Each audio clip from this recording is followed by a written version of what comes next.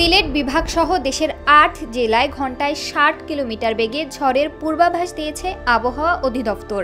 এ সকল এলাকায় বজ্রপাতের সতর্কতাও জারি করেছে সংস্থাটি। রোববার ১১ মে এক বিশেষ সতর্কবার্তায় এ তথ্য জানানো হয়।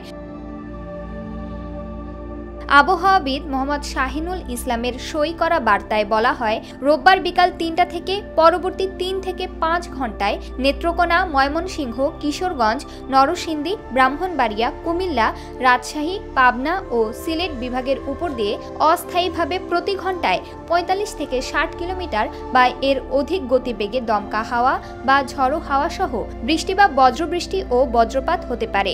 ওয়ালটন আবারও মিলিনিয়ার অফারে ওয়ালটন ফ্রিজ কিনে আপনিও হয়ে যেতে পারেন মিলিয়নিয়ার। মিলিনিয়ার ছড়াছড়ি দেশ জুড়ে, এটা শুধু ওয়ালটনই পারে। এ সময় সতর্ক বার্তায় কিছু পদক্ষেপ নেওয়ার পরামর্শ দিয়েছে আবহাওয়া অধিদপ্তর।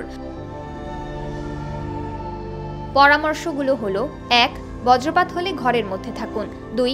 জানালা ও দরজা বন্ধ রাখুন। ৩. সম্ভব হলে যাত্রা এড়িয়ে চলুন। ৪. নিরাপদ স্থানে আশ্রয় নিন। ৫. গাছের নিচে আশ্রয় নেবেন না। ৬. কংক্রিটের মেঝেতে শোবেন না এবং কংক্রিটের দেয়ালে হেলান দেবেন না। ৭. বৈদ্যুতিক ও ইলেকট্রনিক ডিভাইসগুলোর প্লাগ খুলে দিন। ৮. জলাশয় থেকে তাৎক্ষণিকভাবে উঠে আসুন। ৯. বিদ্যুৎ পরিবাহক বস্তু থেকে দূরে থাকুন।